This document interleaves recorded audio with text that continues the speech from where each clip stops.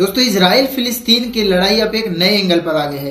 Angle ये है कि जब यूनाइटेड नेशन के अध्यक्ष ने इसका विरोध किया कि जो इजराइल कर रहा है, मतलब बच्चे और जो महिलाएं हैं उन पर जो अत्याचार हो रहा है, आप मिसाइल दागते हैं तो आप किसी बिल्डिंग को नहीं ध्वस्त करते बल्कि आप कई जिंदगियों को ही खत्म करने पर तुले हो। और इजराइल इस बार तुल गया है गाजा पट्टी पर एक नृशंस हत्या करने के लिए।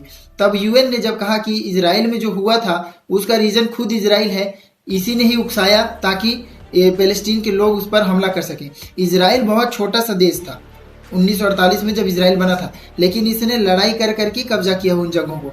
अब लड़ाई करके जब मान लीजिए कि हमारे कश्मीर के कुछ क्षेत्र को पाकिस्तान ने कब्जा किया हुआ है, अब हम अगर पाकिस्तान पर अटैक करते हैं उस जमीन को लेने के लिए, तो क्या हम गलत हैं? हम गलत नहीं है, क्योंकि वो हमारा जमीन है। इसी तरह से इजराइल ने फिलिस्तीन के बहुत सारा जमीन को कब्जा करके रखा है। अब जब फिलिस्तीनी अपना उस जगह को चाह रहे हैं तो इजराइल बहुत ही ज़्यादा अटैकिंग पोजीशन पे आ गया है। साथ ही साथ यूएन अमेरिका ने इसका सहयोग दिया है इजराइल का, लेकिन अब चाइना ने अपना बहुत सारे घातक पोत समुद्री रास्ते से पैलेस्टीन की मदद के लिए भेज दिए हैं। अब देखते हैं वर्ल्ड वॉर 3 अगर होगा तो ये दो महाशक्तियों के बीच ही संभव है, और ये दो महाशक्तियां हो सकती हैं, एक चाइना और दूसरा अमेरिका।